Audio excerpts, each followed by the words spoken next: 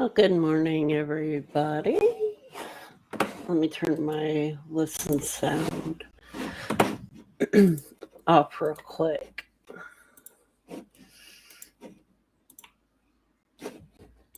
Okay, there we go. All right, so good morning, everybody. I've been absent, MIA, a lot of things going on this past few weeks with what happened here in Texas. And so, yeah, that's pretty much it. So today I wanted to get started on just get caught up basically on some things that have been going on regarding the David Crowley case. Why the heck isn't this coming up? Okay, that's weird. All right, let me redo this again.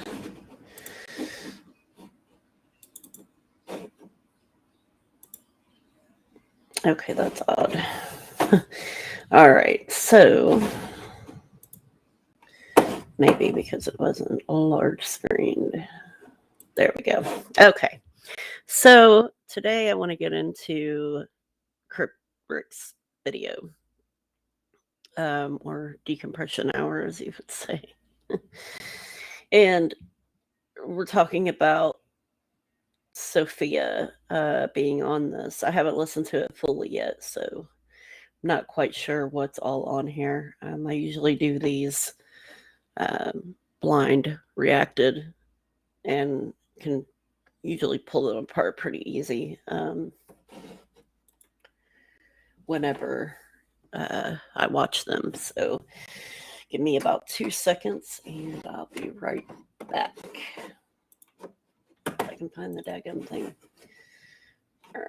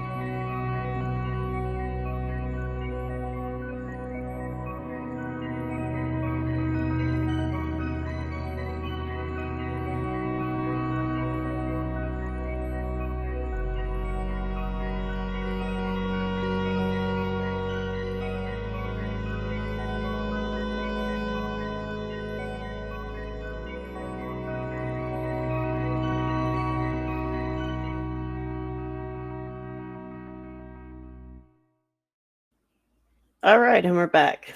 And we're bad. I'm just kidding. So again, today we're going to get into the Crypt Rick video. I have several other videos I have to go through because I've been a little MIA lately, as I stated before, with things going on here in Texas and family. Things have been a little crazy. And so I wanted to pop in here and just go through this video. I usually, again, I do them blind react because I can't sit and listen to them over and over again. So we'll go through them. I can usually pull them apart, so I don't worry about what is on here. But we'll go ahead and start taking a listen to the Crypt Rick video. Let me full screen this really quickly. Oh, well, I can't do that. Never mind. All right, so let's head over here. Why is it? Okay, maybe it will. All right, here we go.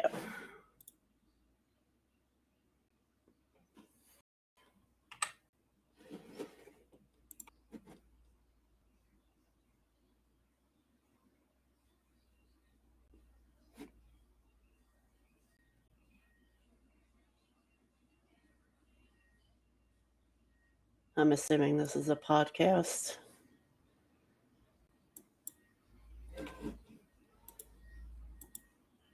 There we go. I was about to say, whenever we get to the sound, like 10 minutes into the video. Oh my God. Wow. So literally, he's just scrolling through, and then like 10 minutes into the video. A nice way to keep your viewers around there, Greg. Anyways, let's go.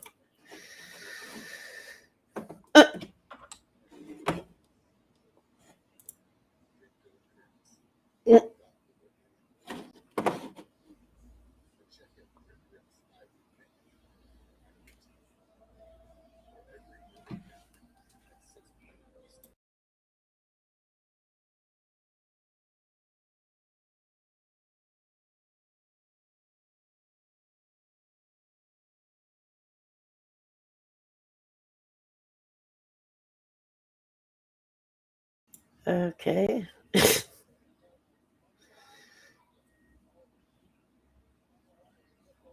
What in the heck?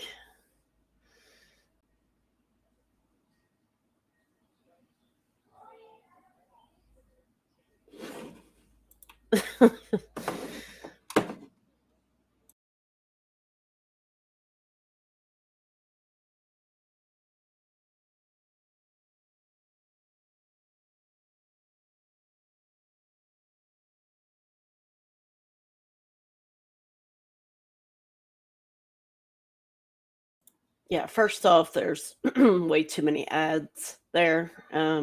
You're literally how many minutes into this? Let me see. 13, almost 14 minutes into this already, and it's been silent and ads. Okay, let's go.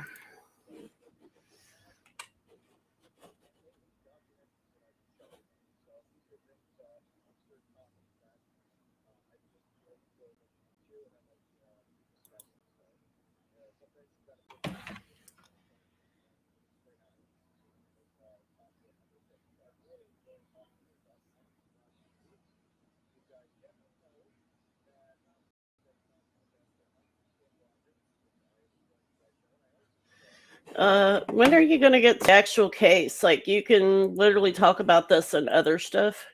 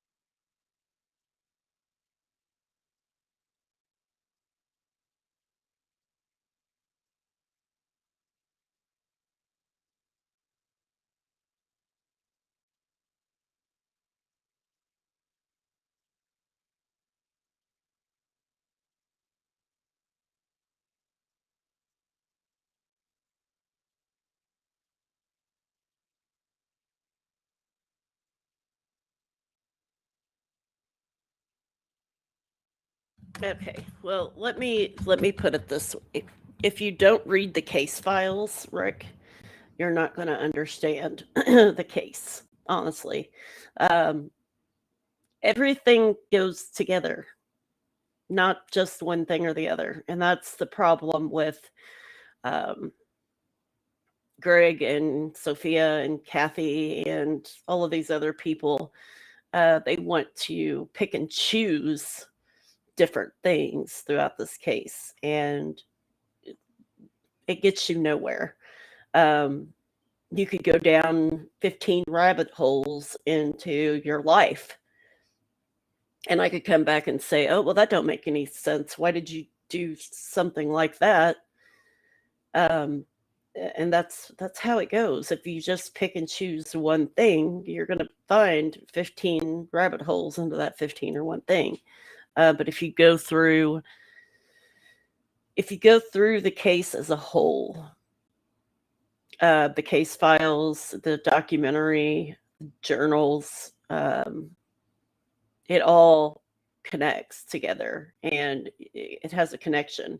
You have to look at it as a whole. When I say read the case files, I don't mean just read them. I mean put them together and actually think about what you're reading and what's being said. So if you're watching the documentary, but you're not thinking about the case files and you're not putting things together, then of course there's going to be, rabbit holes to go down, because that's in everything. Everything you do, everything you say, every aspect of your life has a rabbit hole.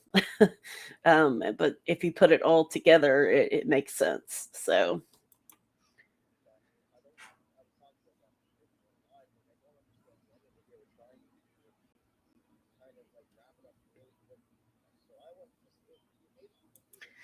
Okay, so they didn't try to wrap up the ending very quickly. They tried to make something positive out of a tragedy. The ending with the dog, Paleo shows that, hey, the dog survived through all of this, even though, he was left in a house to fend for himself for weeks. There's a positive out of this tragedy. And in I can't say every movie, but almost every movie that you watch or every documentary that you watch, the producer tries to bring a positive to a negative. And that's the way it's always been. Um, you could watch any documentary and they usually try to find a positive out of all the negatives for the very end. Or movies, same thing. Again, not always, but most of the time, people try to find a positive in the negative. And so if that doesn't make sense to you, I don't know anything that would make sense to you, because it's pretty cut and dry that they tried to show a positive out of all of the negative that happened. I mean, pretty self-explanatory if you ask me.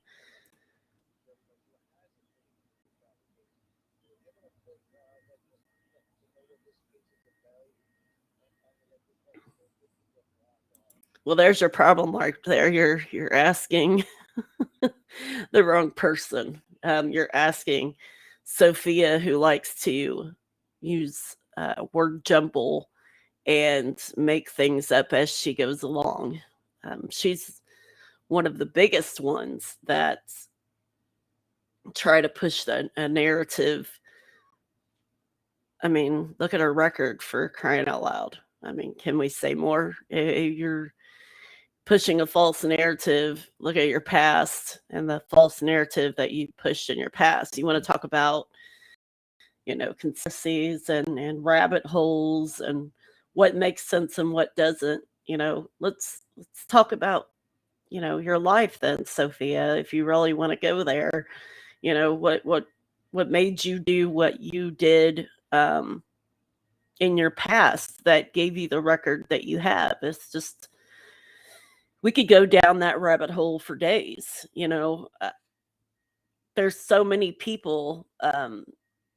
Greg, what's the story on your life, dude? Like, you are so obsessed with this case.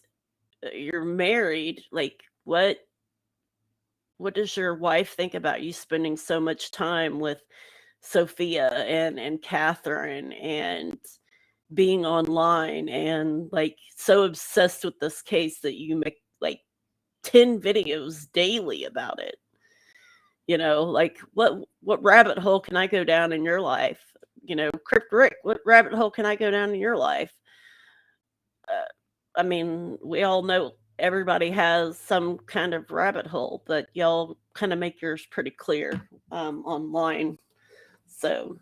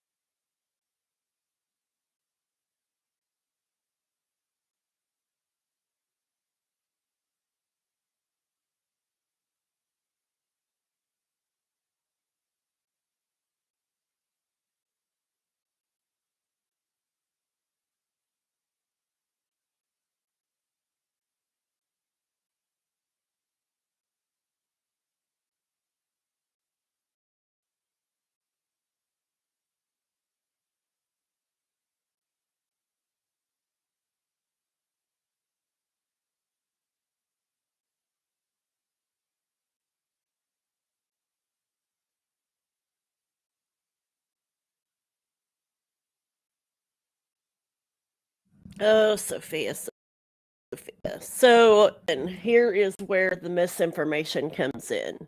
So, the rise, that is the information that was left in the house to be put out. Um, how he wanted it put out, an actual video of how to put it together. Like he had all of this planned. Again, there's so much misinformation and so much evidence that they don't have. Uh, David didn't personally release the rise, but he left the instructions on how to release it. That's just my rabbits in the background. He left the information and the way he wanted it released, and that's how it was released. Now ask yourself a question, Sophia.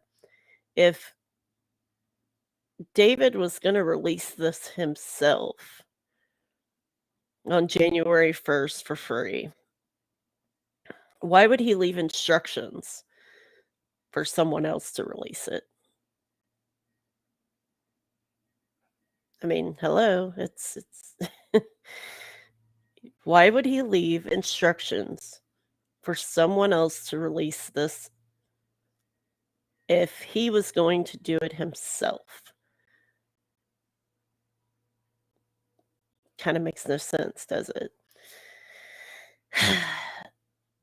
It's because he had all of this planned on what he was going to do. everything's set out. You call it a staged crime scene. The only thing that was staged was the way that David strategically put everything, the keys laid out with the titles to the car, the passwords on a password list, instructions for the rise to be released. I mean, stuff that people with suicidal ideation do. Not all, but they leave things around that they want their loved ones to deal with. Um, and they leave instructions so that way it's not as hard for them to take care of, such as the cars. I don't leave the titles out to my car laying on a desk with the keys on top of it. Um, I don't leave a password thing hanging up in the house where anybody can just break in and get it. You know what I mean? David's handwriting, like, do you do that?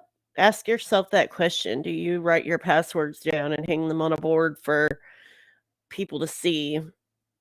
Do you leave your car title and the keys out, um, for someone to grab and literally sign the title over to themselves if you didn't have these things planned? So, just another misconception that Sophia likes to pull out of her hat that, um, these things don't make any sense, or, you know, there's no ending to it when there clearly is an ending, and David left the ending the way he wanted it to be left. Now, whether you understand his ending or not is completely up to you. You say you know this case so well, and you act like you knew him personally, but the question is, if you really dig deep down, and he was, a perfectionist and very, in depth when it came to putting things together. If you look at the things that were left around, it's pretty much self-explanatory there, so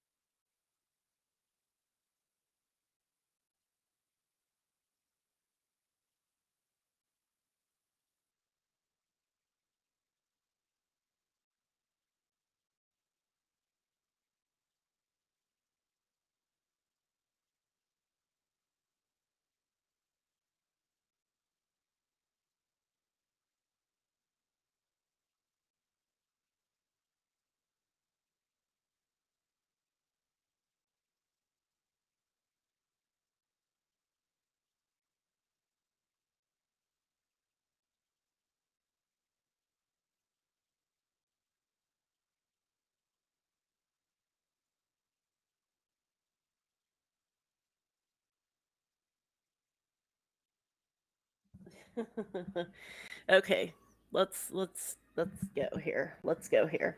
Um, so I really do need to shut this door because my son's gonna have that loud thing on in the back, and you could probably can hear it. But um, the contract was not a contract. It was not a signed contract. Braylon, can you turn that down, please?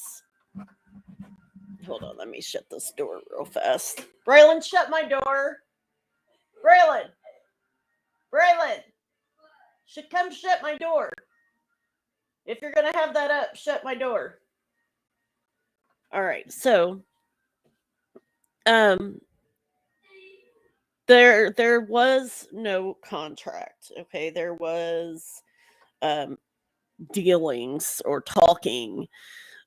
David's lawyer printed up his stipulations. The Mikes had their stipulations.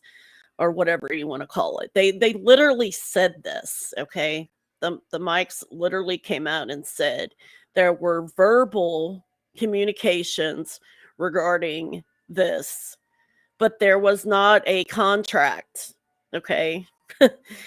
Whether you want to believe it or not, Sophia, there was not a contract for $30 million. There was talks, and David said, I think we can get more than that, but there was no contract. And the ending part of it is he stopped communicating with the mics. They said this. He told his dad he walked away. There was a text message saying that. Again, you don't have all the evidence. You're not going to get all the evidence because you're not entitled to all of the evidence. You're entitled to what part the family wants you to have, but you're not entitled to, no, you're not even entitled to that. You better be thankful you have what you have. There's also an email from David to Jason asking him to help him and that he knows what he needs and what he wants to do with this. So if he was in negotiation with the mics about this $30 million contract, why would he release the rise for free on January 1st? Ask yourself that question. Why would he release it for free in January if he had a contract, like you state, for $30 million? Why would he release it for free? If he himself talks about he has this thing in his head, specifically says this in a video. He has this thing in his head and he's going to make money from it. And these are the proverbial fish in the barrel who are going to pull out their wallets when someone says NWO. Why would he give it away for free if he had a contract for $30 million with the mics? Again, that makes no sense, Sophia. So try to make sense out of that. Make it make sense, please. If you have a contract for $30 million, why are you going to release it for free on January 1st? You said that. You literally just said he was going to release it on January 1st. And then you contradict yourself and say he had a contract with the mics for $30 million. Make it make sense, girlfriend, because you make no sense. You are contradicting yourself so bad in this one little paragraph that you just said. You make no sense. So let's continue to listen to yourself make no sense. You literally just contradicted yourself in one paragraph there. I would love to know what you have to say about that. Nope.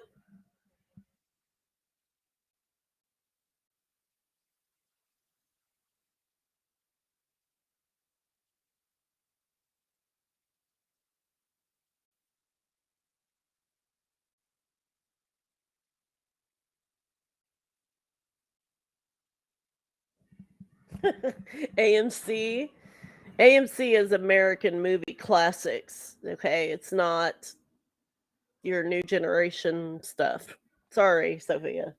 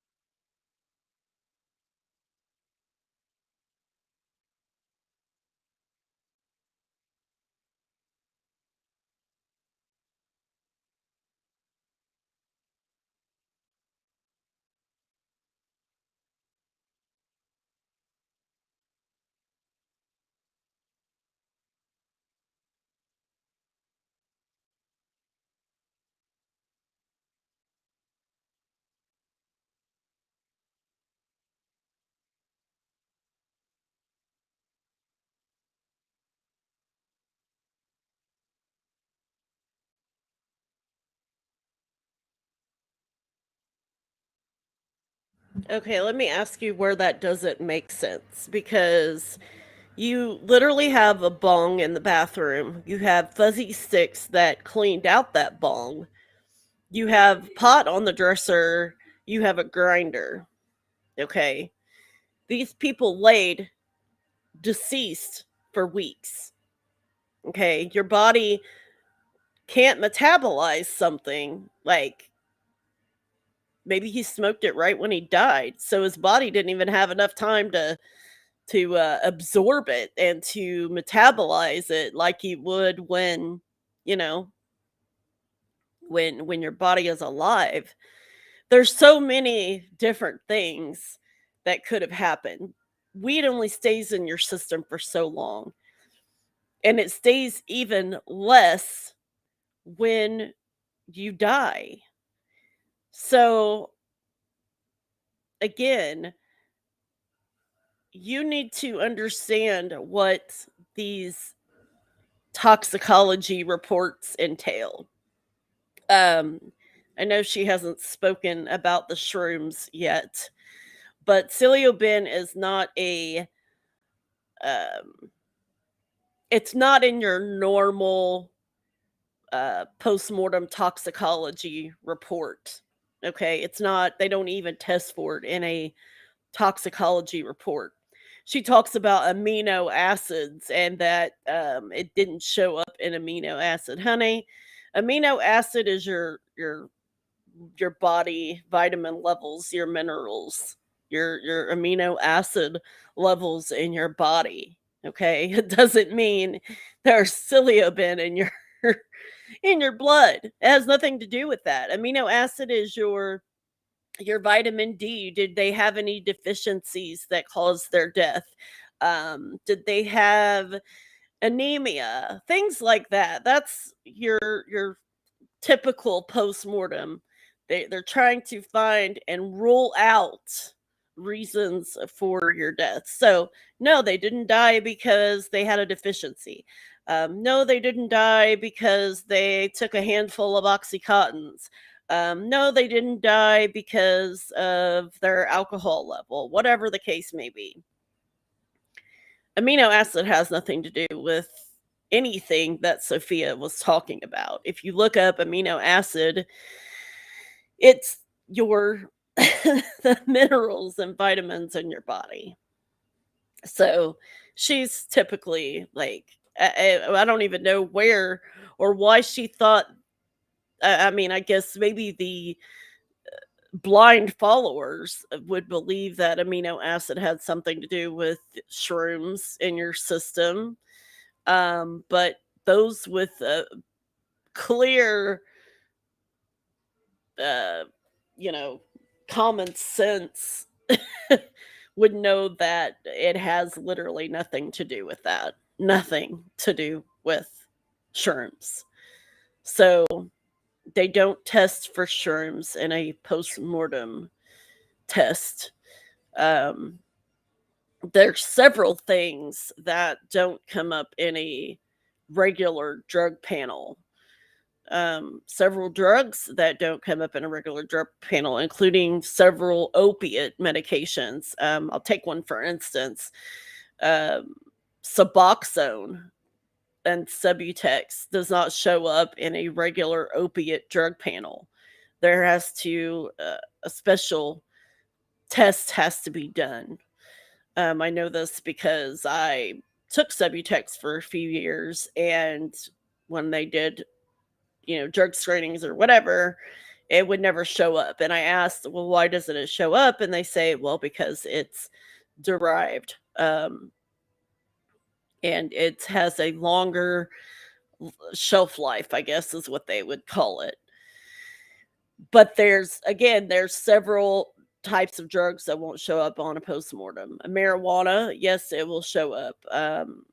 Regular opiates such as like hydrocodone, oxycontin, roxicodone, um, things like that will show up on an opiate screen.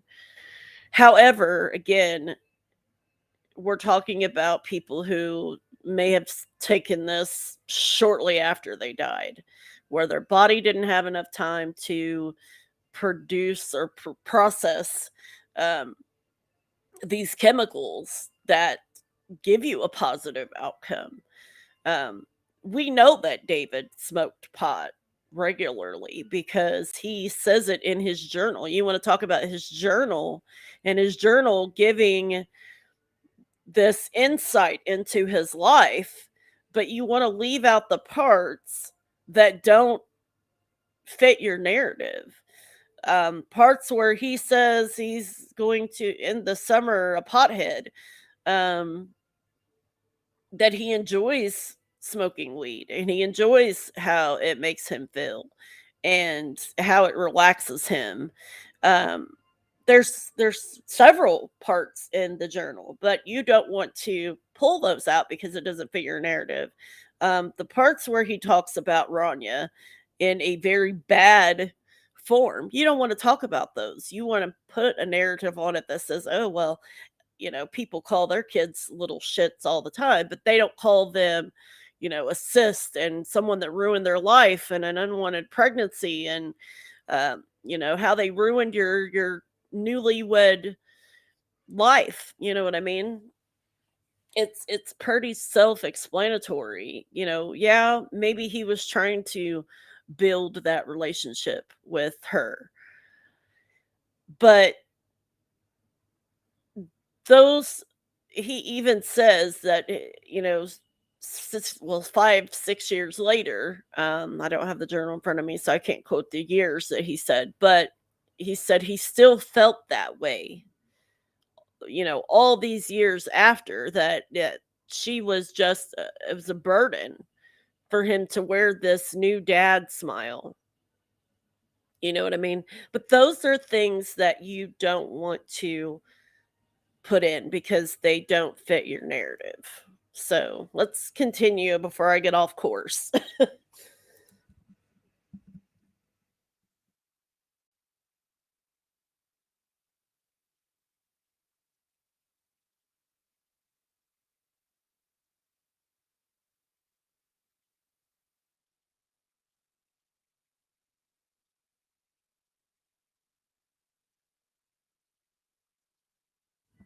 Well, David said himself that um he has a new green that lives on his dresser.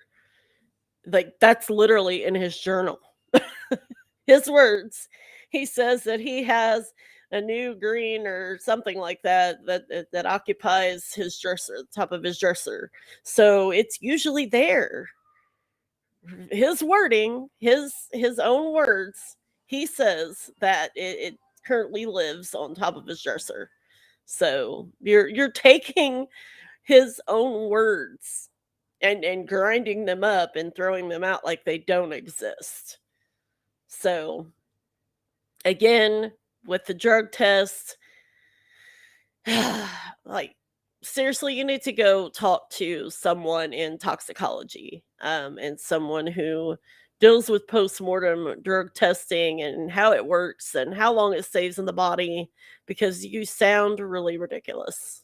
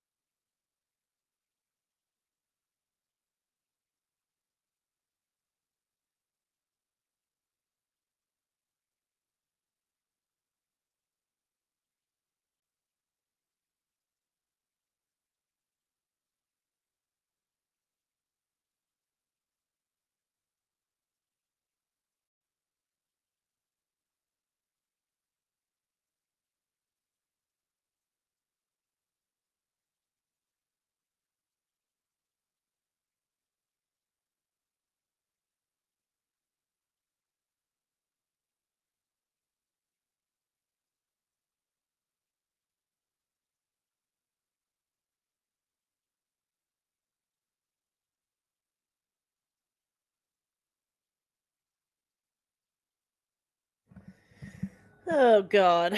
Okay, first off, foremost, you cannot heal autism. Okay? You cannot heal autism. Now, do autistic children have leaky guts and other things wrong that push their symptoms a lot more? Absolutely. As the mother of an autistic son, let me tell you, my son cannot have anything with red dye or it sets off his meltdowns tenfold. When he drank dairy when he was younger, he was less verbal. And sorry, when he drank dairy when he was younger, he was nonverbal. And now that he's older and doesn't drink a lot of milk, he eats other things with calcium. His verbal communication has gotten a lot better. His um just comprehension skills have gotten a lot better. So, do certain foods set off autistic kids? Absolutely. Having them on a good diet will take away a lot of those symptoms because it agitates those symptoms. But you cannot cure autism. You can cure the symptoms, or you can not cure the symptoms, but you can mask the symptoms by changing their diet. You can take away those symptoms. But autism is a processing disorder. Okay? It that means it takes them longer to process things, their feelings, their communication.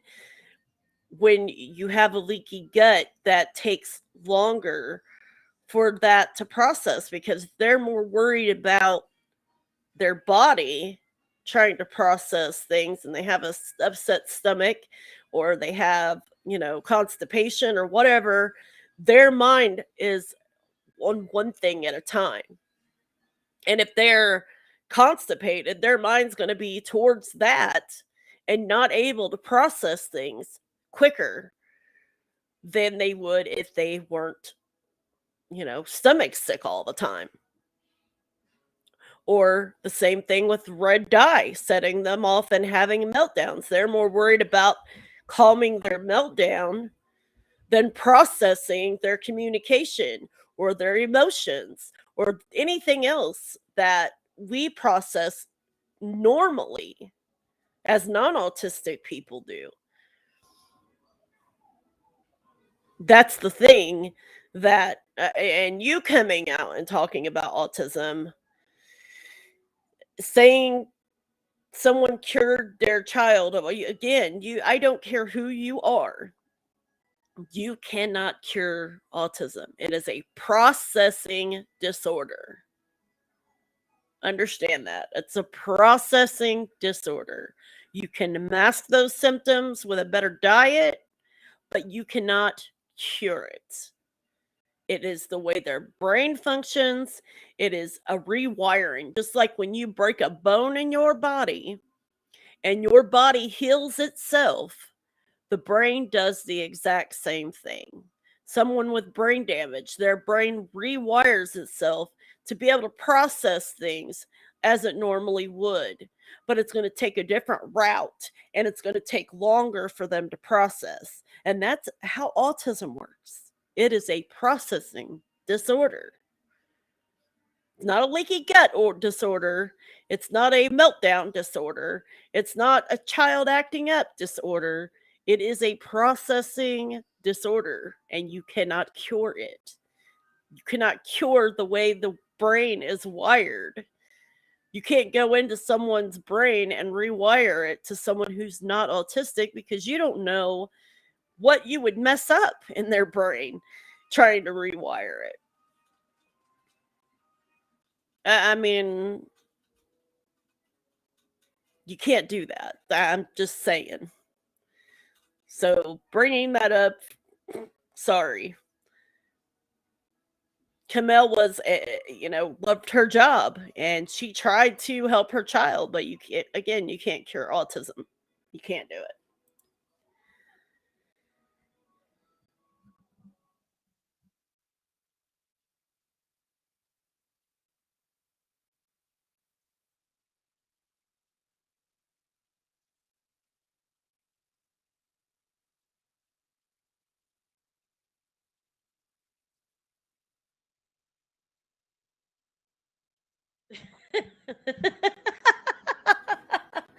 Oh God. So all these other national autism association that are ran by actual autistic people, by the way, not Autism Speaks. We're not even going to get into Autism Speaks right now. We're going to get into actual legitimate organizations that are ran by autistic people, high functioning autistic people, that talk about diet and how it helps them.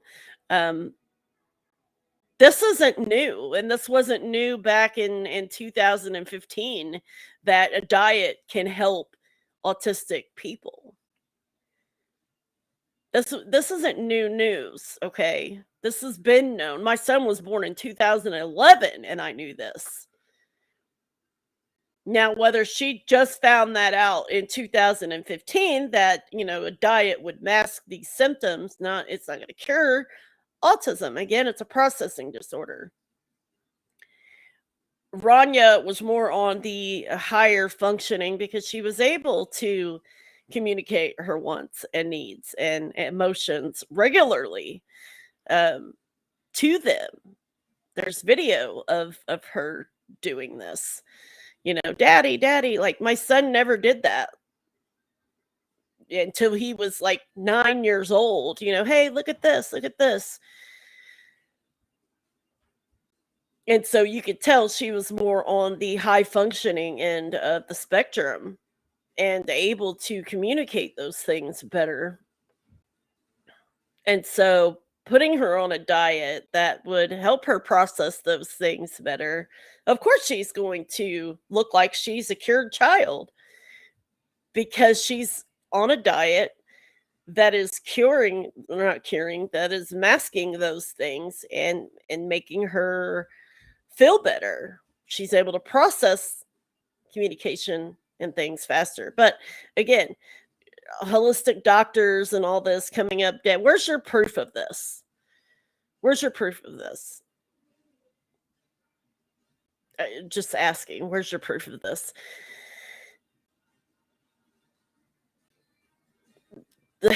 Oh God, I don't even want to get into talking about autism with you because, come on now. I've raised an autistic son for almost 11 years now. And I've seen him go from completely nonverbal, not being able to process his emotions, to meltdowns and not sleeping, and to the child that I have now that has quirks. You could probably hear him in the background now. There's quirks that you'll never be able to cure because it's not a curable thing. Like Tourette's is not a curable thing. Autistic tendencies are a normal thing. And by coming and saying, oh, we cured autism with a diet that's been known for years and years and years now. We know red dye causes meltdowns. We know dairy causes communication issues. We know a leaky gut, causes the miscommunication and the not nonverbal part of autism. This has been known since before 2015. So nothing new. But don't you think that if people came out with this in 2015, that they would have been dead before that, since we knew all this before then? Don't you think they'd be dead back in 2011 when I found out, or 2005 when other people's autistic kids, the parents found, like, come on now, this isn't anything new. It may have been a breakthrough for her and for Rania, but this is something that people with autistic children, we've known. We've dealt with it for years on end. Like autistic adults that have had an altered diet for decades because we already knew these things. So these people weren't dying just because they knew a diet would fix a leaky gut and help an autistic person's communication skills. Like, please don't get into autism with me because I can go for ages on this subject. Ages on this subject. And I'm sure Louise can too, with her having an autistic child. She would be able to put some insight on that as well. And her child is more grown than mine. So, she's been in the autistic community for longer than I have. And I'm sure that she can say that she knew before 2015 that we know it's something we're told when our child or our adult gets a diagnosis of autism. We're told that that diet is going to make it worse or make these symptoms worse. But you're not going to cure autism. It is a processing disorder. So, there we go. Okay, let's continue because I could go on for days on that.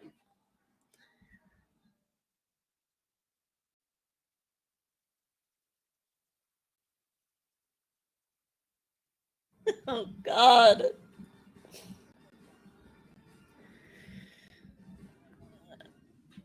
Okay, so now Sophie is saying one of the other reasons that they were killed, or Camille was killed, because she was a dietitian that cured her child's autism. There's another one. No, Sophia, there's not another one. Again, these are things that we've known since before 2015. Like, please don't go there. Don't, just don't. Just don't.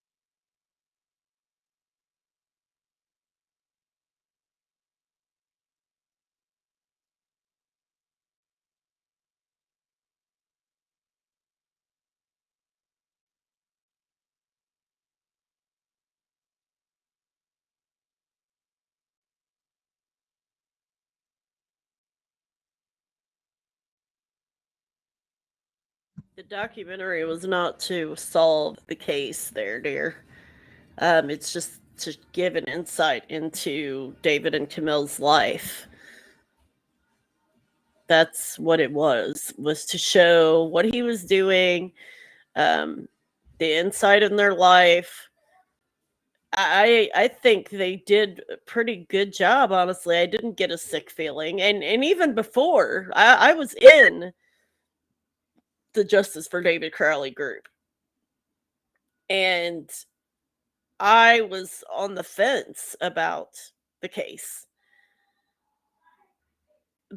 But I never got this yucky feeling from the documentary. I mean, I think that explaining their lives and what David was doing, what ultimately happened, it gave kind of a what do you believe happened type of feeling. You know, it kind of left it open, left the narrative open, um, for you to kind of go through all of the evidence and choose what you wanted to feel or think. I don't think that it gave any type of pushy feeling or, you have to believe it this way. I think it showed the people who knew David actually knew David, not thought or hoped that they knew David, like Craig thinks he's now David, and quoting these words from David.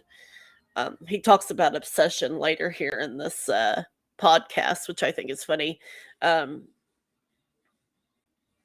anyways, we'll wait till we get to that point. But it's I don't even know. I didn't get a funny feeling from the documentary, even when I first watched it, and that's when I was still on the fence, and I still had questions, and there was evidence that I hadn't seen, perspectives that I hadn't seen yet, but I still didn't get a yucky feeling about it. I still didn't feel like, whoa, like why this, why that? You know what I mean? I didn't get that feeling. So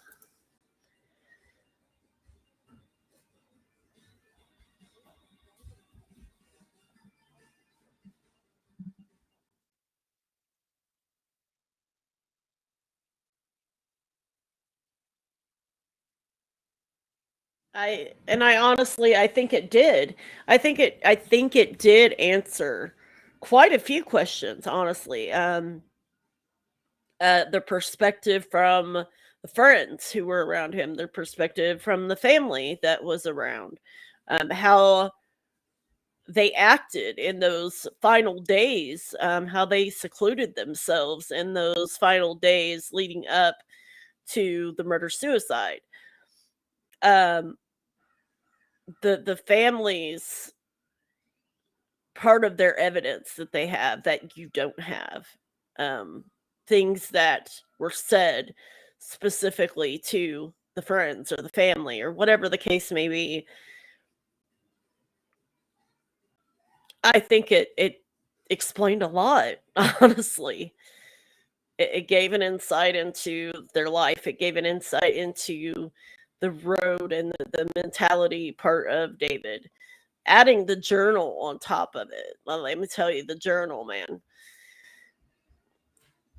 The biggest turning point for me was that journal. The biggest turning point in the entire case, 100%, hands down, the journal was the turning point for me. Because David's words, his own words of the PTSD, he says that himself.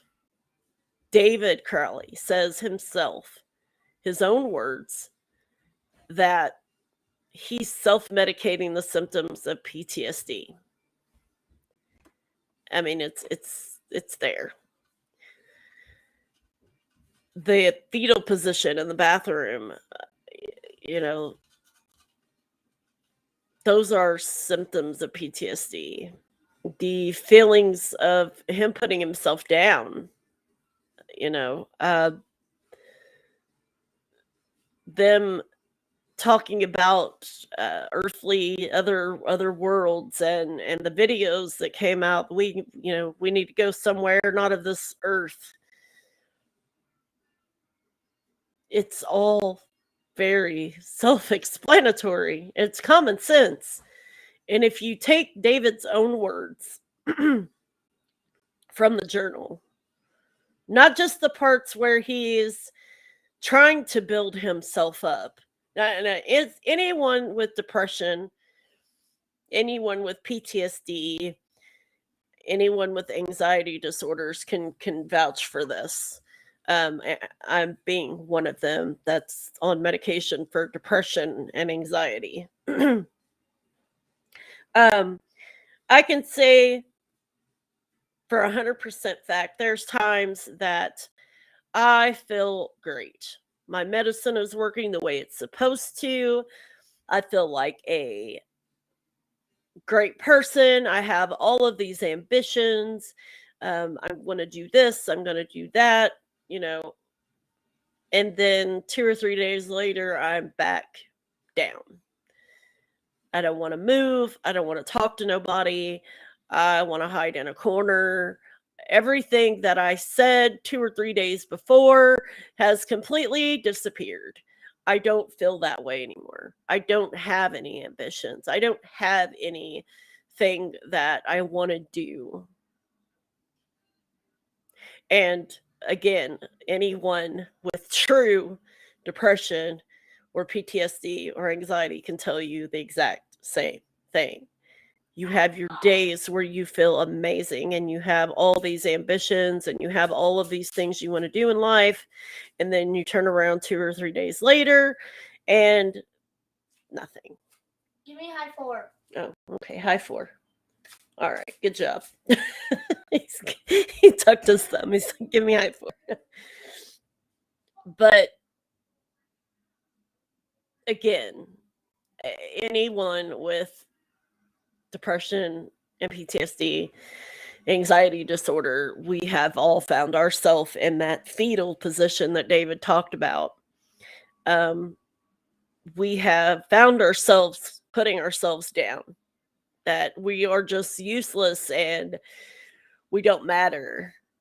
And then there's other days that we're on top of the freaking world when everything's going great.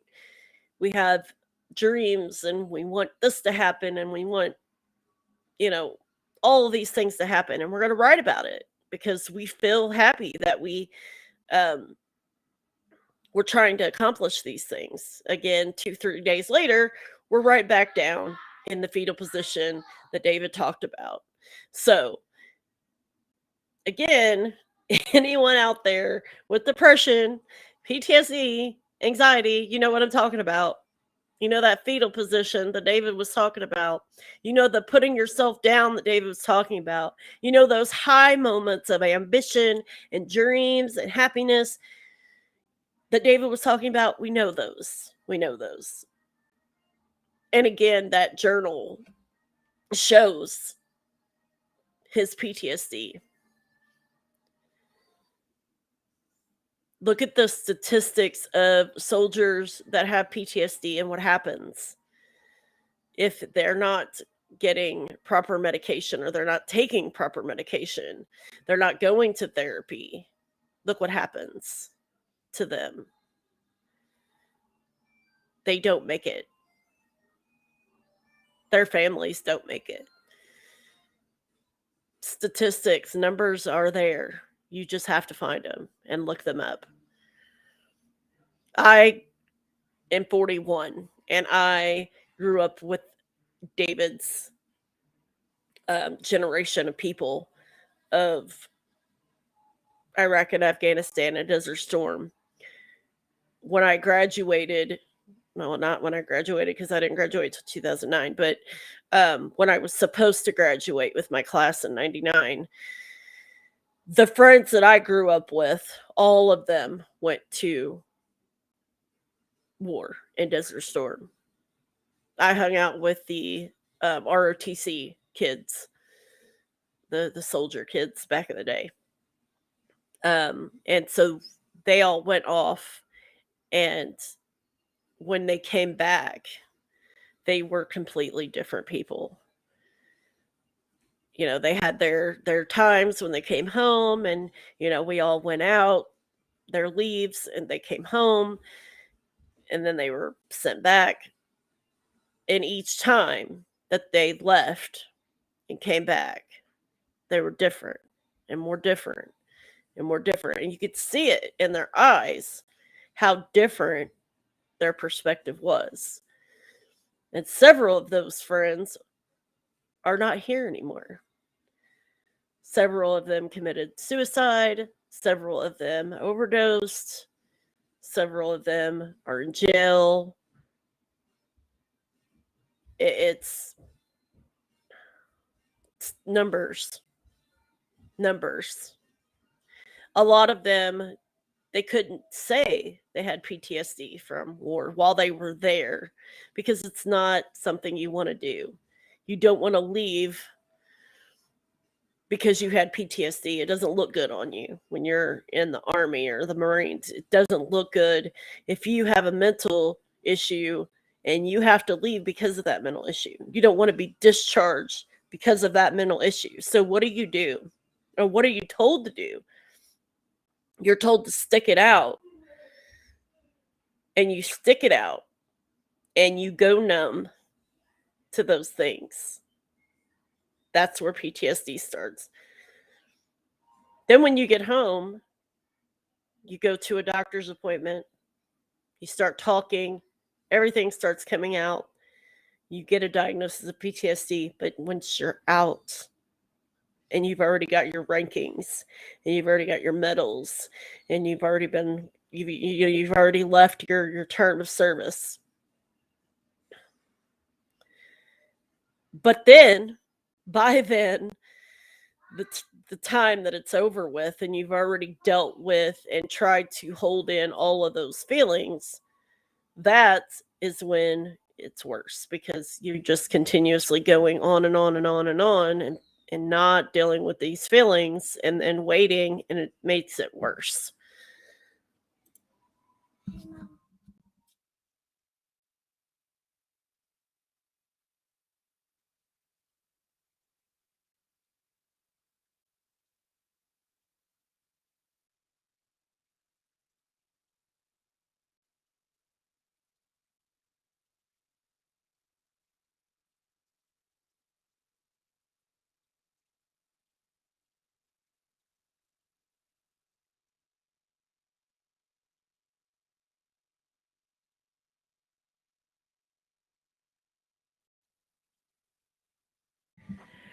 Okay.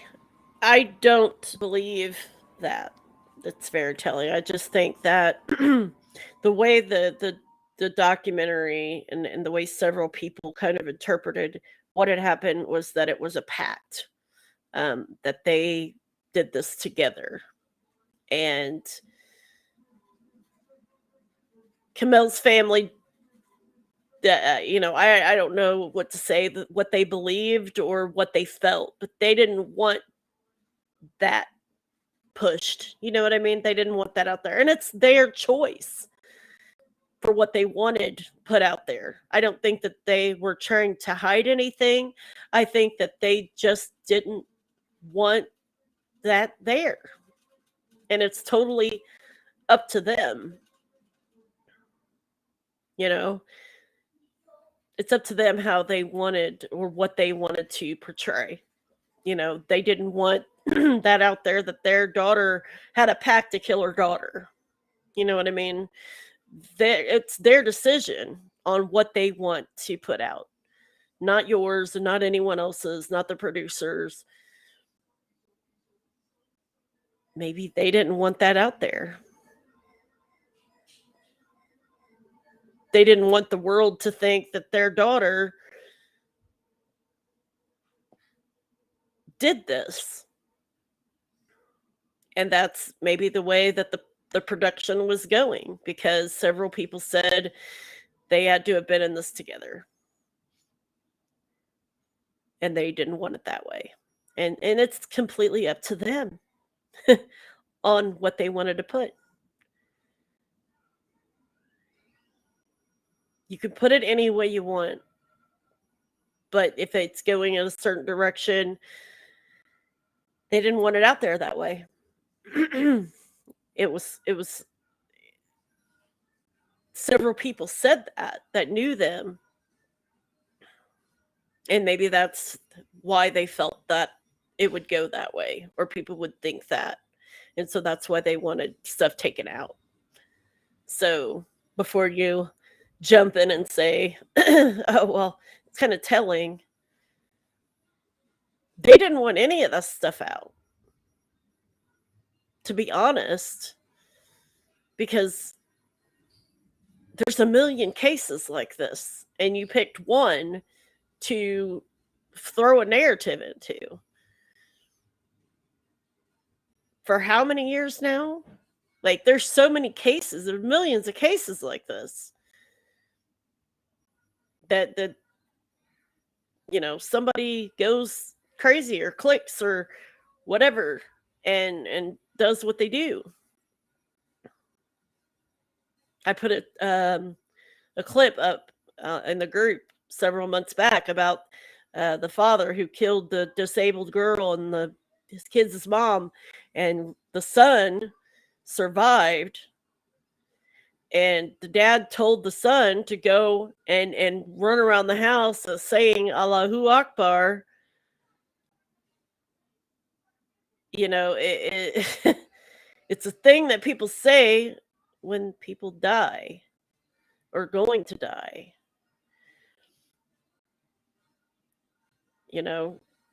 They're trying to save their soul in a weird way, I guess you could say. There's another clip that I put up from, I don't know where the clip came from. Honestly, there's several groups that I'm part of, but someone had died, and the people are carrying him and saying Allahu Akbar. So it's not something that's uncommon, not something that they don't do in the Muslim faith, but it's something that was done at the Crowley crime scene because Kamel had a Muslim faith. When they went to Dallas, Kamel went with her family to,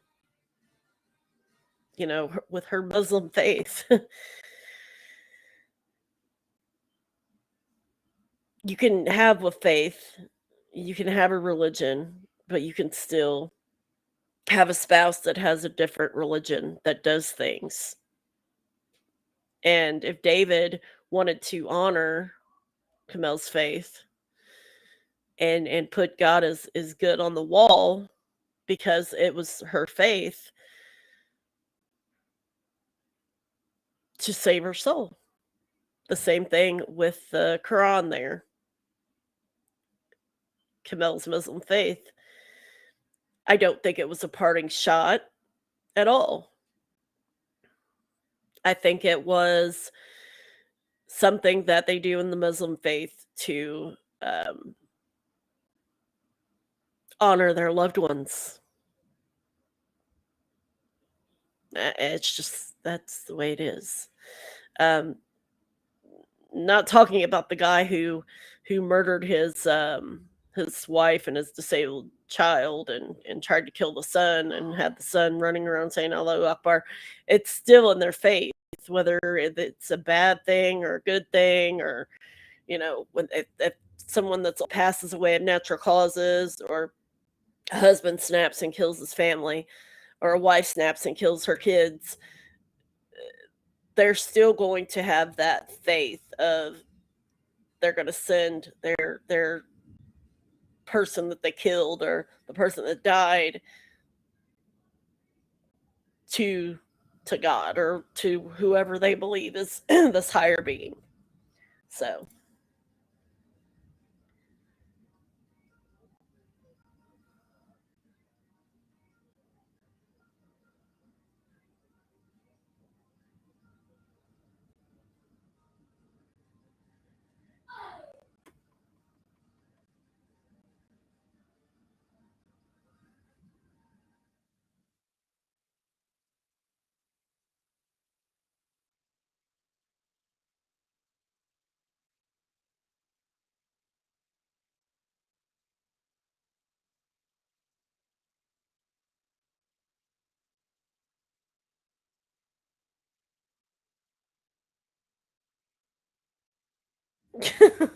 but Rick, can I ask you a question, Rick? How many movies have you watched and how many documentaries have you watched that they try to put a happy ending on things.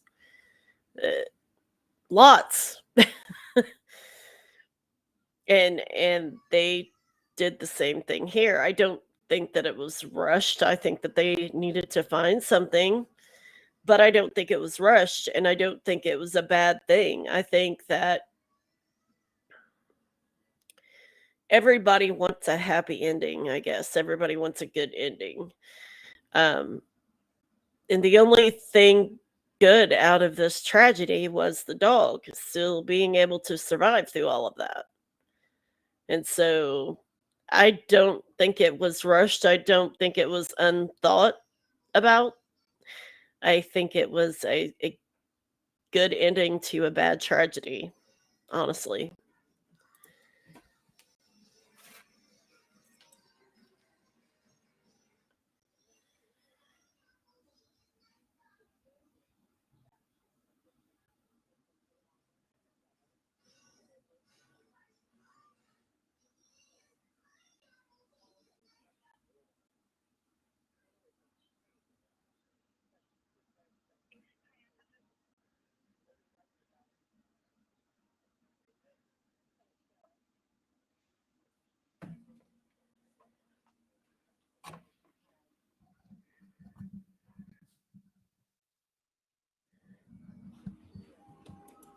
We didn't say that. David said that he had PTSD.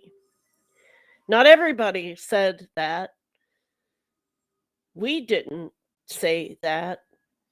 David himself, his own words, said, I am self medicating the symptoms of PTSD. He said that. Not us, not them, not everybody else. David Crowley himself said he had PTSD. So get your narrative correct, Sophia. We didn't say that. David said that.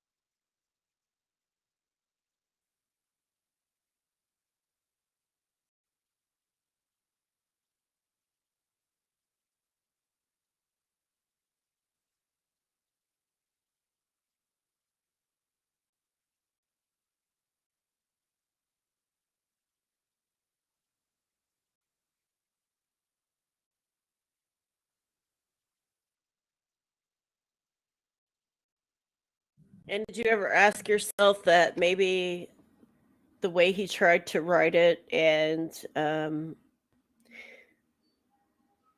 the series that the Mikes wanted to put out wasn't what David wanted, and so that's why Matters of the Heart, he walked away and he went to Jason and tried to get him on board to get the thing out that he wanted to get out. Producers are going to try to change things around. That's just how it goes.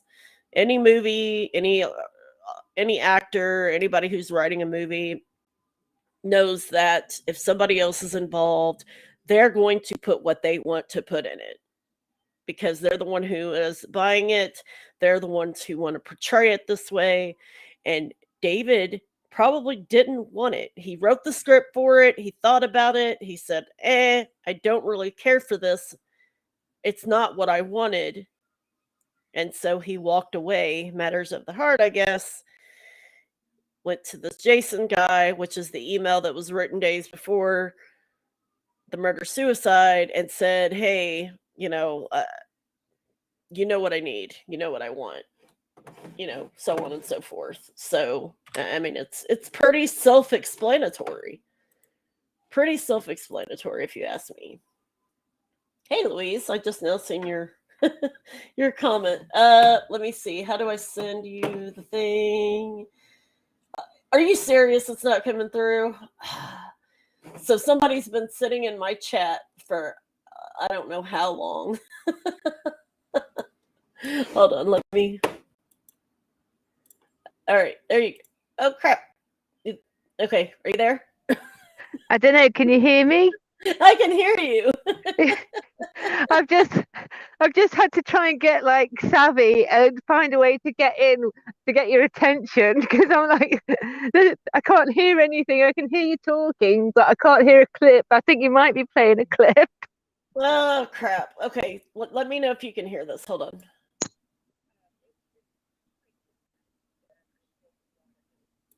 Okay, can you hear that? No.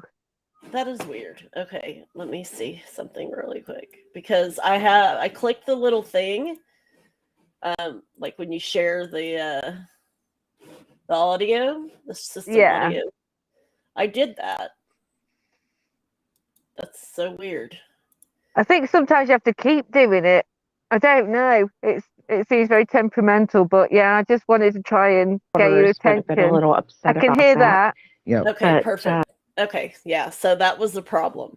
I put it on hold on. So when you click share screen, Yeah.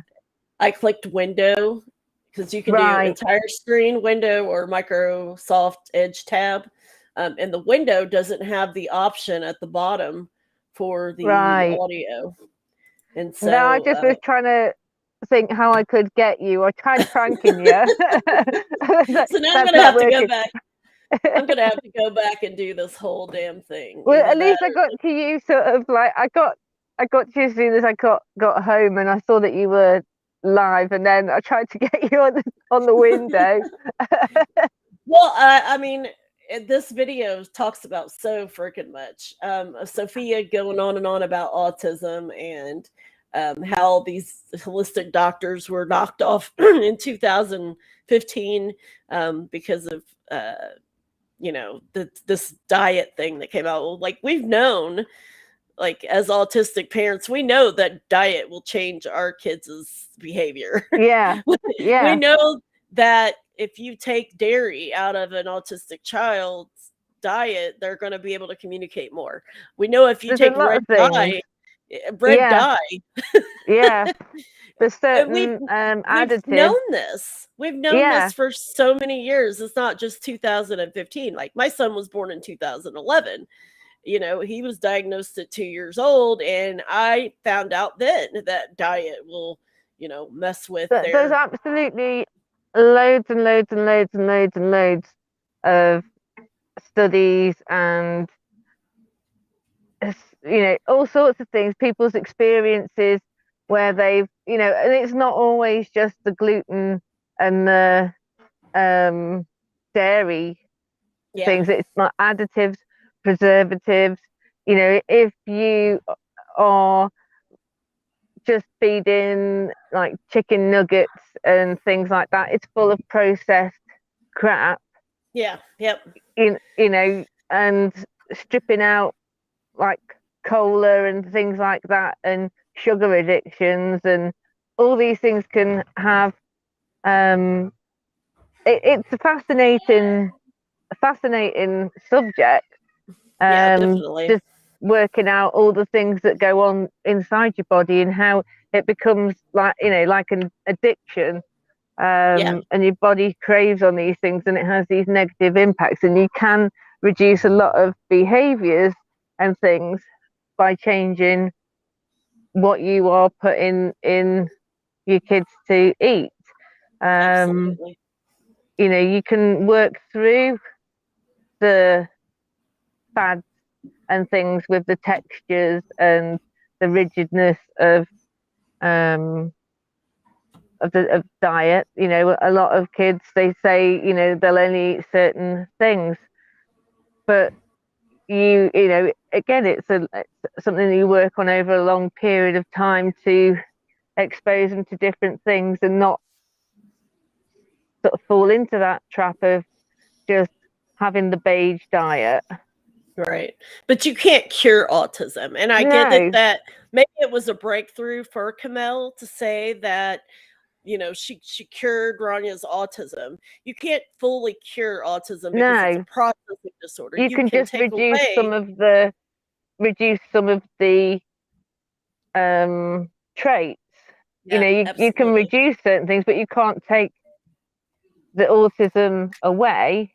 Yes, And in absolutely. different situations, that autism would kind of, come out stronger in some situations, or with other people. If she was comfortable with people, she could either be like her true autistic self, or she could be like, have things that would be sort of managing things, so that, because this is the thing, nobody knows.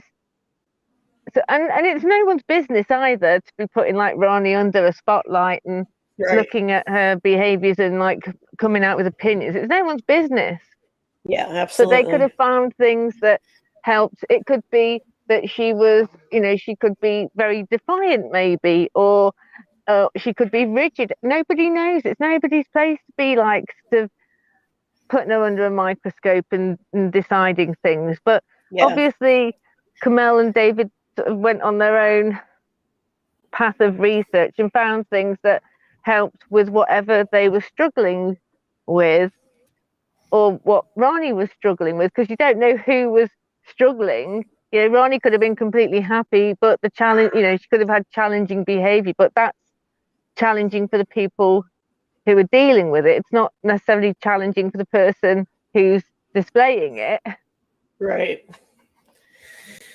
But yeah, I mean, and like what Sophia was stating, that that there was a lot of doctors, just holistic doctors, who were like Camille, that were being murdered, or said that they had committed suicide because of them finding out this diet that is a cure for autism. But like I said, it's not a cure.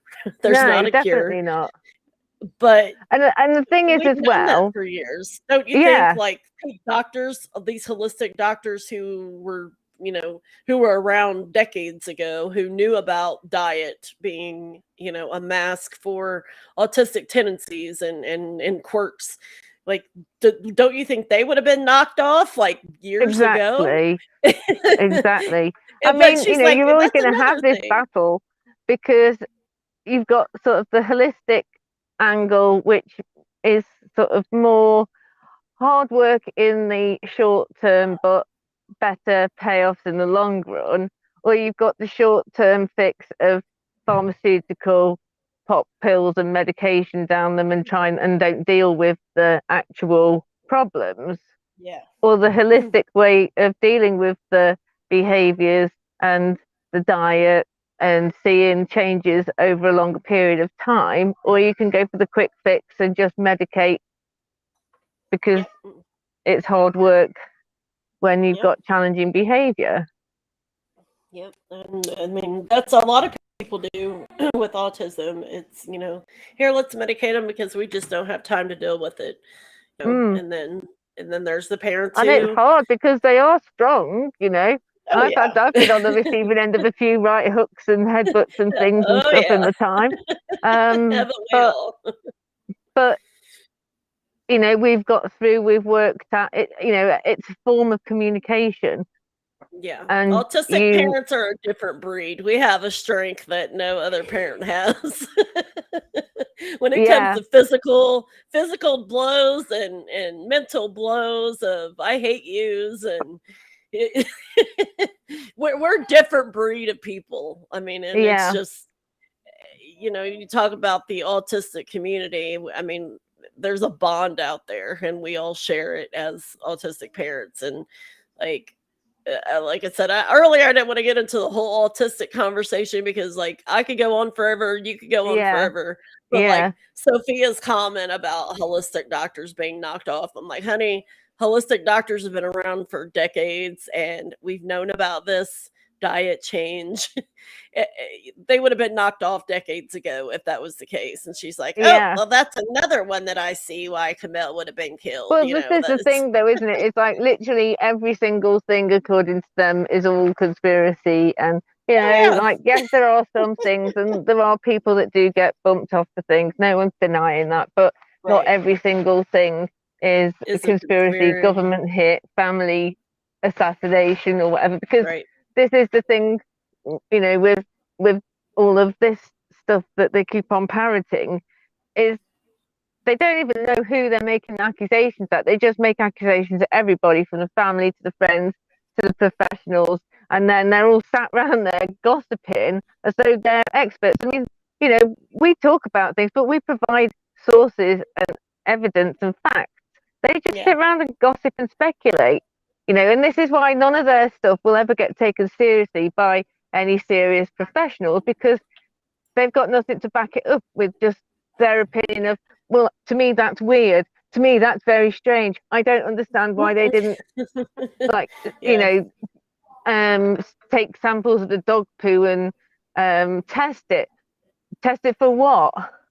This same old crap that they keep on coming out with about the dog consuming all of this bone, yet they keep on showing the big skull pieces and going, there's multiple blunt force trauma. But you've just said that the dog ate the heads, but you're showing skull pieces, which proves he didn't eat how many times he ate the brains, he ate the faces, he didn't eat all of the bone. This stuff about, some people say that he wouldn't need this, he wouldn't need that, he wouldn't need all this water and everything because he was eating off the bodies, and then they make reference to raw food diets. I don't think we've ever said anything about raw food diets and paleo, but it's a known fact that meat contains fluid as opposed to kibble. And how come he didn't rip open the food, the dry food? Well, if you put a piece of ham out and a piece of chicken out and leave a bag of dog food out, see which one your dog goes. Be gone. Yeah, for sure, for absolutely sure. My little puppy, she goes absolutely crazy when my friend comes around and brings her a bit of chicken. She can't climb up my friend quick enough to eat this chicken. Dry food or kibble, no, don't want that. I want the chicken, or Mine's the sausage. The same way. Yep. My dog is put on canned food, and when I buy kibble, I have to mix it together, but he'll dig through the kibble to get through the soft canned food and leave the kibble sitting there. Yeah. And spit the kibble out, suck the remnants of the wet food off the kibble and spit the kibble out. I'll eat that later if I'm really, really desperate, but he's not going to rip into a bag. I need to make a video of that just so I can post it in the group and be like, look, here you go. We're talking about wet food that's kind of more consistent with, a meat product that has water in it that would be closer to flush than kibble would. And here, watch my dog eat this, because he's going to leave every piece of kibble sitting in that bowl, and he's going to have the dry food or the canned food completely gone. Yeah. Well, when I got my little pup, she wouldn't eat the food that they sent with her. And for a couple of days, she wouldn't touch it. And I was getting really worried about her. So I ended up going and getting her some wet food, and she ate that. And I was thinking, oh my Lord, what am I going to be in for? A big pooey mess. I was expecting her to have diarrhea, because I'd changed her from kibble straight onto the wet food, because she wasn't eating anything. Right. But nothing happened. There was no diarrhea. And then, she's still young, and we had a barbecue at the weekend, and she had some sausage, and she had some chicken, and she had some beef, I think, a little bit of beef. And again, I was expecting, this is quite rich considering, and she's still young. No, she must have guts of steel then, or not every dog suffers with diarrhea when you change their food. Yeah, mine didn't. Mine, they eat, scraps, and they have since they were little, but they, I was the one who kind of babied them and gave them the wet canned food, and now I'm regretting it, because that crap is way more expensive than the dry kibble. If dry kibble's the only thing that we have, and they are hungry, they're gonna eat it. Yeah. But if they have, a choice, of course, they're going to go for the wet food or the scraps. I mean, they can't eat them fast enough. Let me tell you, I could put a daggum one of them femur bone things down I get from Walmart, and it has like a little bit of meat on it. They will have that sucker gone. Well, they did when Bear was alive. Like Bear could have it down within maybe 20 minutes. An entire femur bone, okay? Entire femur. They are all just. It really does depend on the dog, you know. Yeah. My old lab, he was like you say, he would chew on those bones and get all the marrow out from the bone, and then one day my brother-in-law went to the butcher's and bought him a pig's trotter, and he wouldn't touch it. He was most offended by it. But he would go and raid the bin at any opportunity and eat rotten things and God knows what that had gone off in the bin over a few days. You know, they are unique. Each one is unique. I know some people who their dogs won't eat dog food because they've just given them chicken and ham all of the time, and now they're like, no, that dog food is below me. I want the fine stuff. And you know, but desperate times, desperate measures. Definitely. All right, I have to feed my children because I got it before they did, and I started this. So, but I have completely all day right now. I don't have nothing to do, anywhere to go. So, after I feed them, do you want to jump back on? Yes, you can. And then we'll go through this Crypt Rick video, but actually like to have sound this time. Okay. I did try and get to you. I know. I just now seen that you tried to call me and everything. My phone was sitting on the desk. Girl, let me tell you, it's been a hot mess this past few weeks. We had my in-laws lost one of their kids in Uvalde, and it's been quite a mess. So, but there was I don't know if you heard about it in Uvalde, Texas. There was a school shooting, and there was so we've been dealing with that. And are you hungry? Is that like close to you? Well, it's like 6 hours away, but we have in-laws. I have in-laws there, so but yeah, we've been dealing with that, and then dealing with just family stuff, and hey, wait baby, because I'm on the computer, and every time you pick that up, it makes a sound. She was messing with the VR, but I'm gonna go ahead and film my kids.